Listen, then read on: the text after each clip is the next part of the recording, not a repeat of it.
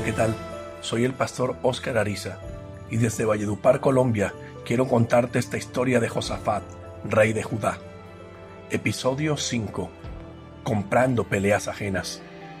Estaba sentado, ensimismado, estático como estatua de piedra, resignado a su suerte de padre y rey fracasado. Estancado allí sobre su trono, hacía más de 6 horas que Josafat no probaba un solo bocado, sumido en el más profundo silencio. De no ser por el balanceo de su pie derecho, cualquiera podría pensar que estaba muerto. Sus exorbitantes ojos abiertos de par en par y acuosos debido al cese del parpadeo reafirmaban su apariencia de infortunio. Se alista el caballo para la batalla, pero la victoria es del Señor. Ya había perdido la cuenta de cuántas veces había repetido en su mente ese proverbio de su tatarabuelo Salomón. Cuántas veces lo traía a su mente una y otra hasta sentirse taladrado en sus adentros, hasta convencerse de su error para que nunca más se le olvidara que no podía emprender nada que estuviera desaprobado por Dios, aunque todo le hiciera creer que estaba a su favor. Valía más una gota de obediencia que un río de éxito alejado de Dios. Su padre le había dejado un reino en paz. Asa se había esforzado por dejar una nación enmarcada más bien en la quietud de los días mediante la dependencia de Dios. Se respiraban tiempos de tranquilidad porque el aroma de la gracia del Señor se esparcía sobre todo Judá a causa de la adoración constante que se había creado como cultura del reino. Hacía tantos años no había un conflicto con ninguno de los antiguos enemigos. Más bien los árabes y demás reinos circunvecinos enviaban al rey Josafat presentes como señales de admiración y respeto. De repente, las cosas comenzaron a cambiar desde cuando Josafat permitió que su hijo Yorán contrajera nupcias con Atalía, la hija de uno de los reyes más odiados a causa de su corazón descompuesto por haberse convertido en un contradictor del Dios de los ejércitos celestiales. Desde ese día, a pesar del jolgorio y la pompa con la que celebraban el matrimonio, a pesar de que todos los invitados veían con buenos ojos la buena fuerza que surgía de la unión, las celebraciones y los augurios de grandeza por la unión de los reinos, emanaba un olor a ruina y destrucción apenas percibido por Josafat, quien sentía que era un desacierto emparentar con los enemigos de Dios, y a pesar de eso, guardaba la esperanza de que con su ejemplo pudieran influir sobre ellos. Pero la suerte ya estaba echada.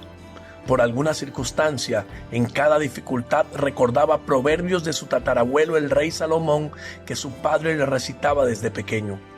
Ahora le venía a la mente el de los dados. Podrán tirar los dados, pero el Señor decide cómo caen. Su corazón estaba al lado de su hijo, no obstante, su desobediencia a Dios le marcaba un destino tenebroso.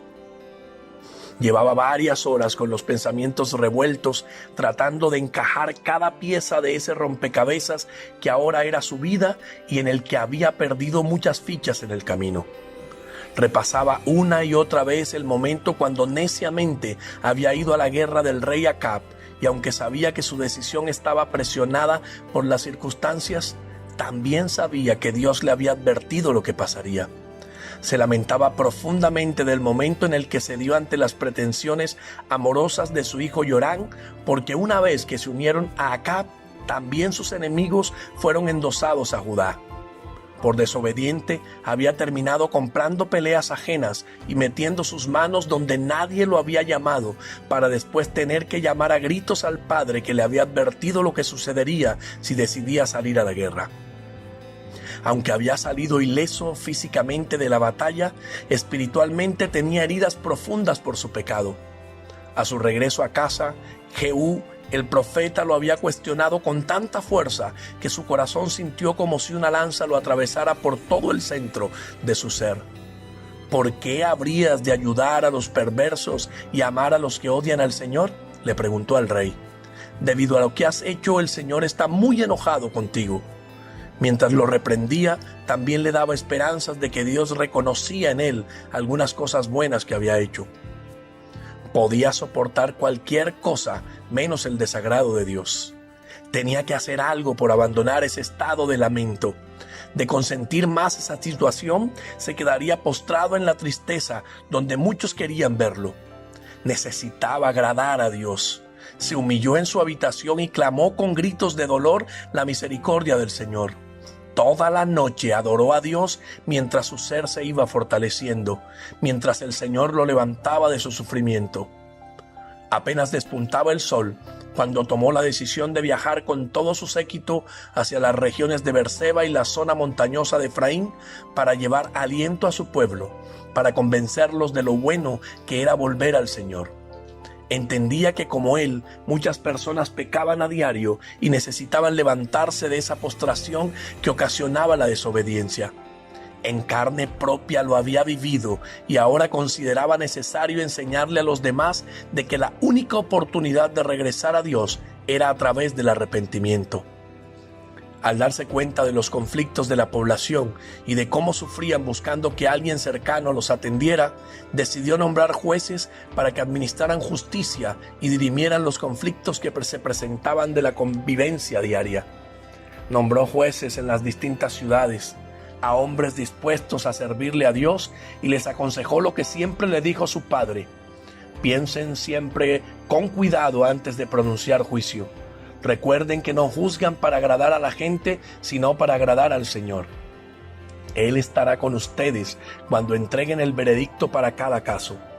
Teman al Señor y juzguen con integridad, porque el Señor nuestro Dios no tolera que se tuerza la justicia, ni que se muestre parcialidad, ni que se acepte el soborno. Hacía un llamado a administrar justicia tanto en asuntos civiles como en los de la ley de Dios, conservando la integridad y la fidelidad que se originan en el temor del Señor. Pero sobre todo, le ordenaba a cada juez que le advirtiera al pueblo que no pecaran contra el Señor para no causar enojo. Sus mismos errores le daban la autoridad para aconsejarle a los demás la necesidad de dejar de hacer lo que les convenía para empezar a hacer lo correcto delante de Dios.